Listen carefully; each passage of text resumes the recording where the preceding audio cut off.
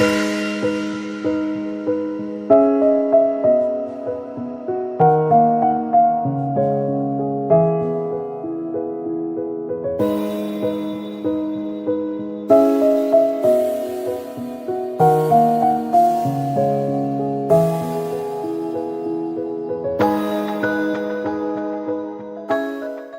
the Lord. Once again, Father is here, dearly beloved sisters and brothers, greeting you all in the name of Jesus and welcoming you for the reflections of day 121 of our Bible by Pentecost 2021 Spiritual Pilgrimage. Praise the Lord.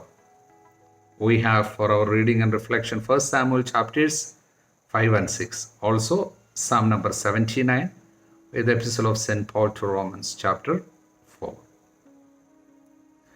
Coming to 1 Samuel chapters 5 and 6. We have the episode of so-called triumph of the Ark of the Covenant over Philistine god Dagon and the subsequent tragedies the Philistines are going through and the solemn return of the Ark of the Covenant. See, so many spiritual messages are hidden here in this episode. While going through on Matthew Henry's concise commentary, it says like this about this incident of Philistine god falling down in Dagon temple because Ark of the Covenant they had kept inside. See, thus the kingdom of Satan will certainly fall before the kingdom of Christ.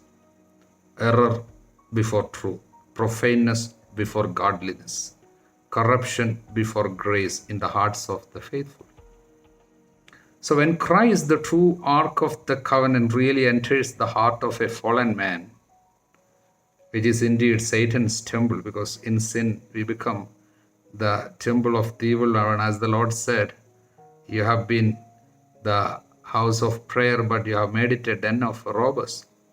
So when the Lord enters, all idols will fall, and every effort to set them up again will be in vain. Lord will claim and possess the throne. Praise the Lord. Reflecting on this, these episodes in 2 chapters, 5 and 6, with the return of the Ark of the Covenant there in the Philistine cities, and also the return of the covenant box. The Ark of the Covenant. Few messages. The first message I thought of giving from Philippians chapter 2 verses 10 and 11. It reads like this: in honor of the name of Jesus, all beings in heaven and on earth and in the world below will fall on their knees, and all will openly proclaim that Jesus Christ is Lord, to the glory of God the Father. So here, seeing the prostrated image of the broken god Dagon, in front of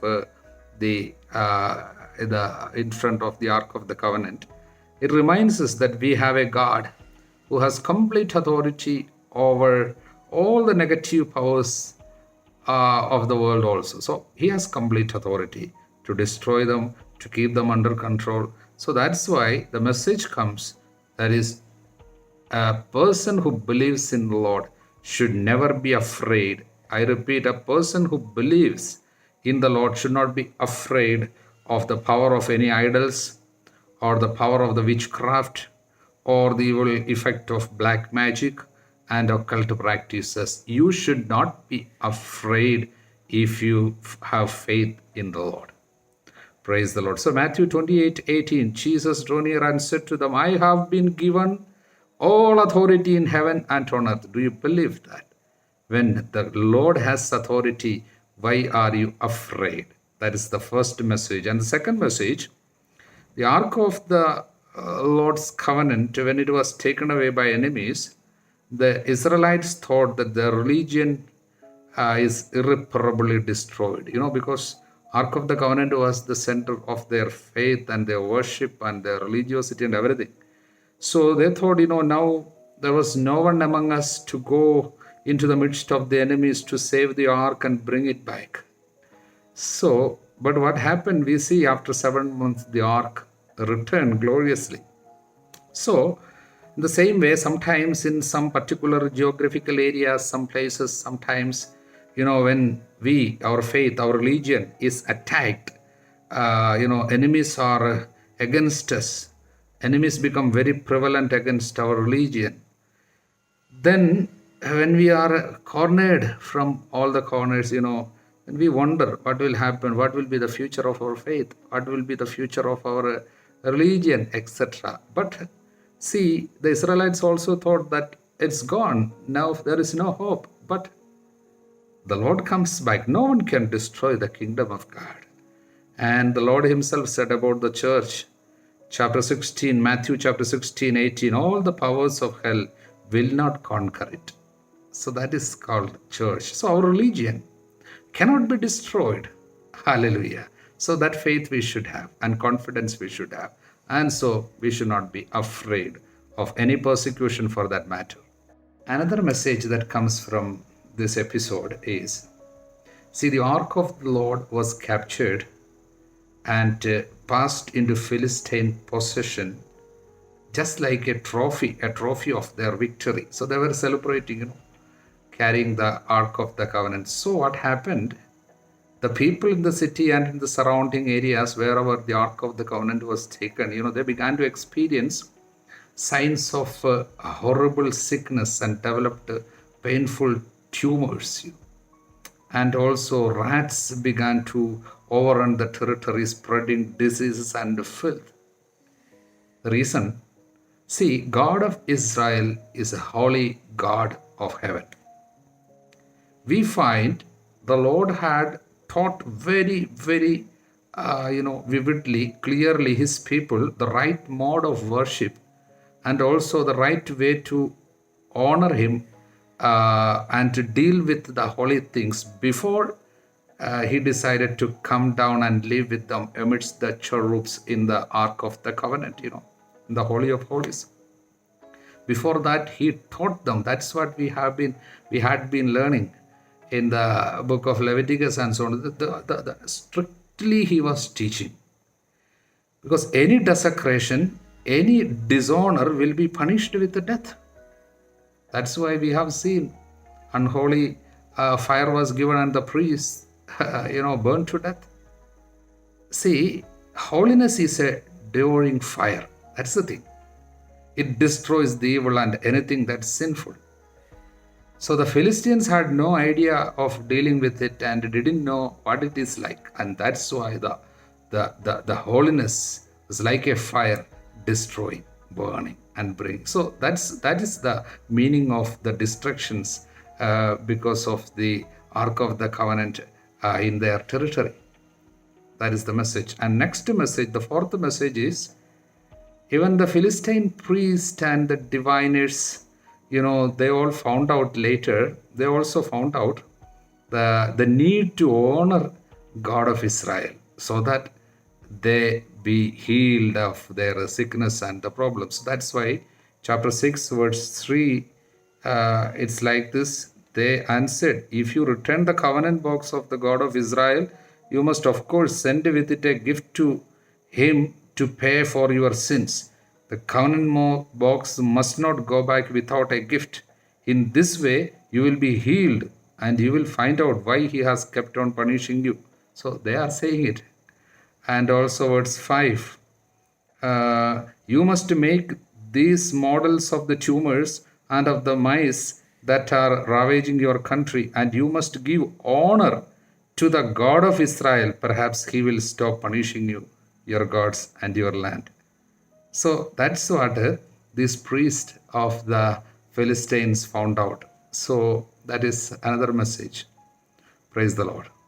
Now there is a fifth message that is connected with the glorious return of the Ark of the Covenant.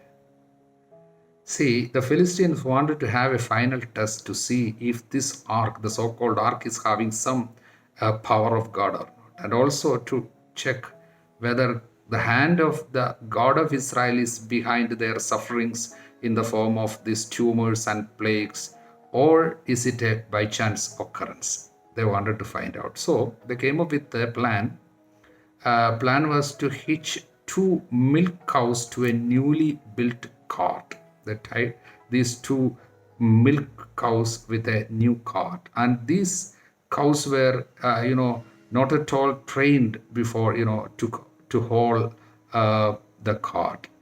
And their baby calves, were to be separated and taken back to the barn.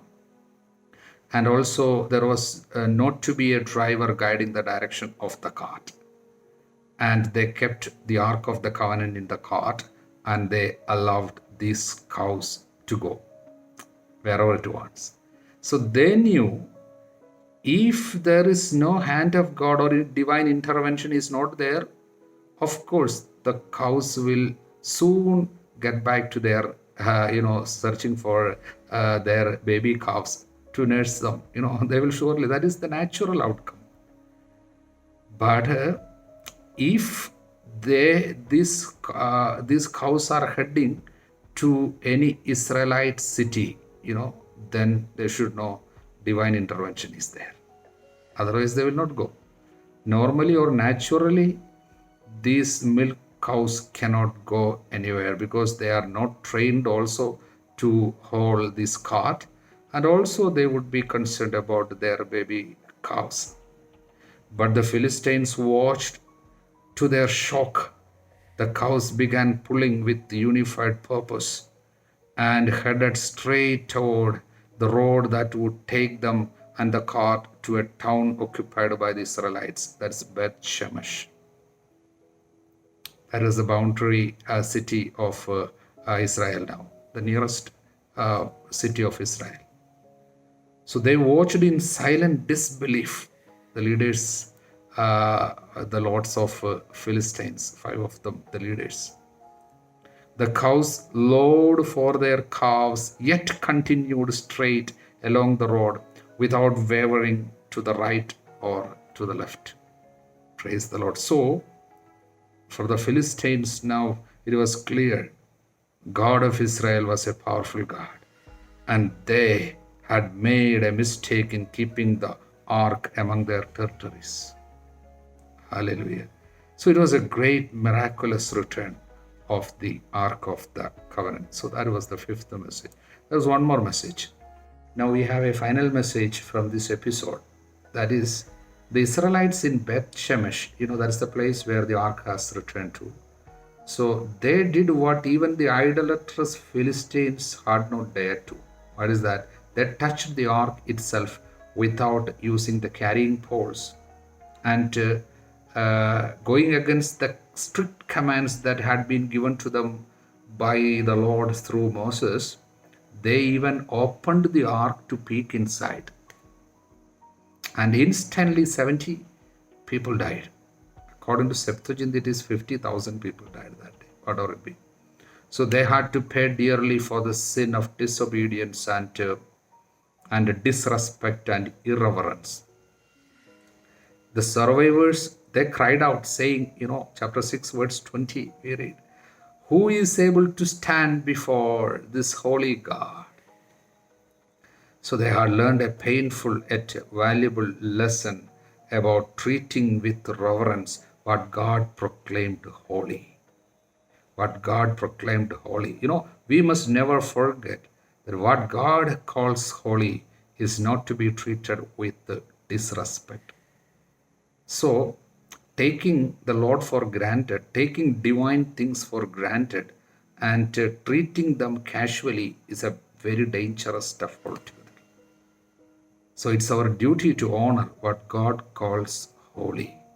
And even today, these things are there, divine things, Holy Sacrament of Eucharist, people just taking it very casually.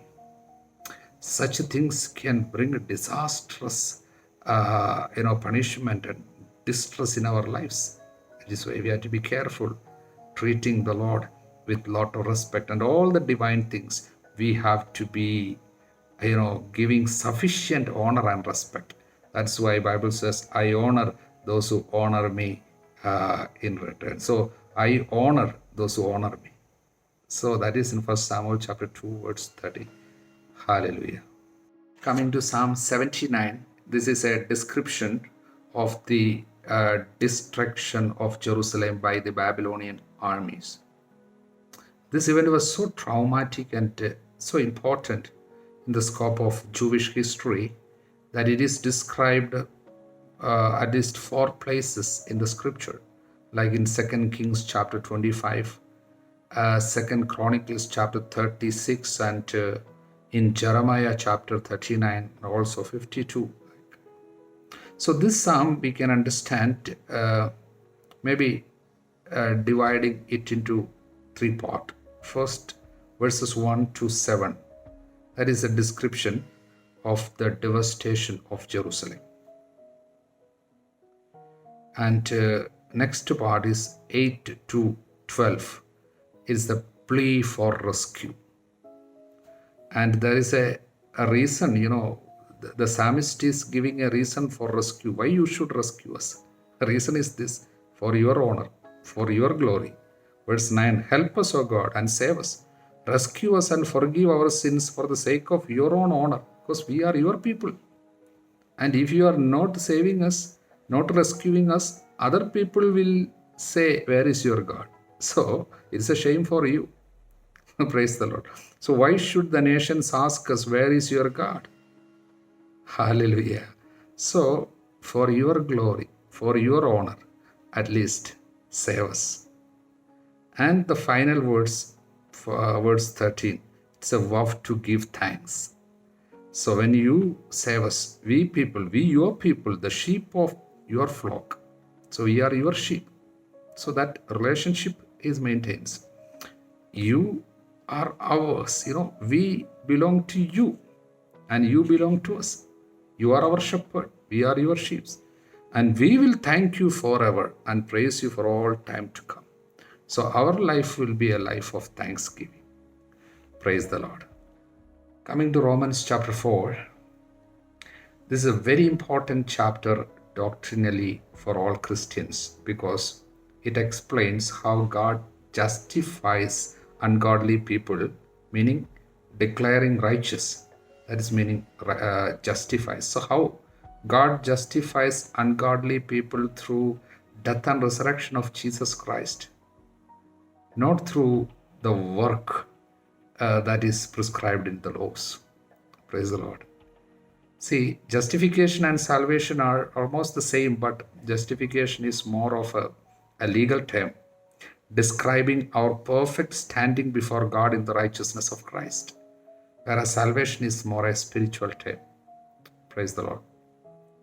Here, Paul is using the example of Abraham to illustrate the 3 great facts about justification by faith.